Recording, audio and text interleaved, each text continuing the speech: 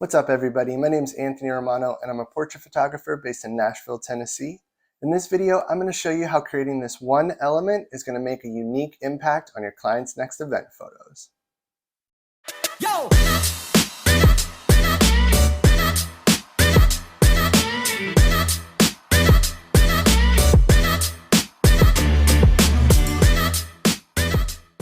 When talking with my client Miriam over at Masaya about how we can make this event a little bit more unique and still branded towards them, we tossed around a bunch of ideas, and something that I kind of came up with and thought would be a really unique way to spotlight what they do is to take one of the patterns that they use in the furniture that they make and bring that to life on the backdrop. During our initial discovery process, Miriam and I kind of sat, and once we had this idea of taking one of the patterns and bringing them to life on one of the backdrops, we went through the different options that they have available for when customers order their custom furniture.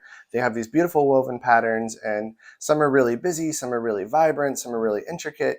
And we tried to think like, okay, which one is going to translate best as a backdrop in a photo shoot scenario? We had then taken about 3 or 4 different designs and kind of solidified like, yeah, these ones could work, but let's see what they look like, because I only had kind of a square to go off of.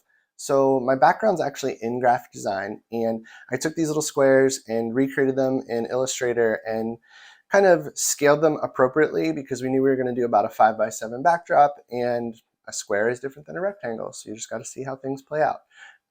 So we then took a look at these different options at a larger scale, more true to size, and settled on one that we thought was interesting enough, relevant enough to Masaya, but also not going to be distracting during the photos. Once we had the pattern decided on, I knew exactly who I needed to reach out to make it come to life, and that was Background Town.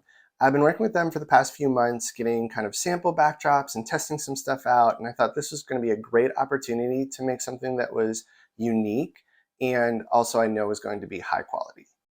I worked with my rep over at Background Town, and we kind of talked through what I needed, what we wanted to get done, the appropriate file format and the scale and the size, and whether or not there was going to be a little pocket at the top so I could slide the rod of the backdrop stand through. Like, they really handled all the details and helped me kind of think through what was going to work best for this scenario, and that was super, super helpful. When I arrived at the space on the day of the event, they had kind of designated a little area for me to shoot at, and I knew that I wasn't going to have a ton of space because it's a functioning retail store with a lot of beautiful furniture pieces that can be moved, but don't have too many places to move. So I knew I was kind of working in a little bit of a smaller area, but with only a 5x7 backdrop doing individual portraits, I knew I was going to be able to make it work. And it was great to see the Masaya team be really excited once the backdrop kind of got set up and started getting the lighting right and getting everything situated prior to everyone coming in for the event. So that was a really, really fun piece to see. I'll put a link in the description on how you can learn more about creating your own custom backdrop through Background Town. Like I said, their customer service is awesome. They'll help you figure out the best size, the best material, the best file format to upload so that everything goes off kind of without a hitch, and they'll walk you through every step of the way if you need them. And if not, you're able to do it all on your own as well. I highly recommend giving yourself an option like this to make something a little bit more unique.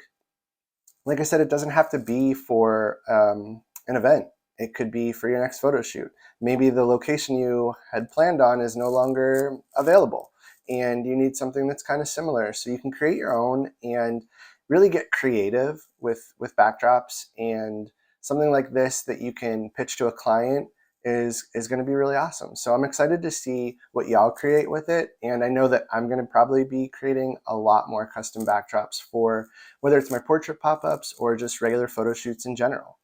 I hope you all found this video helpful and see how you can take just this one element, a backdrop that we all use a bajillion times, and get more creative, get more unique, and even get more custom with it for your next client event or your next photo shoot. Thanks so much for watching, and I'll catch you on the next one.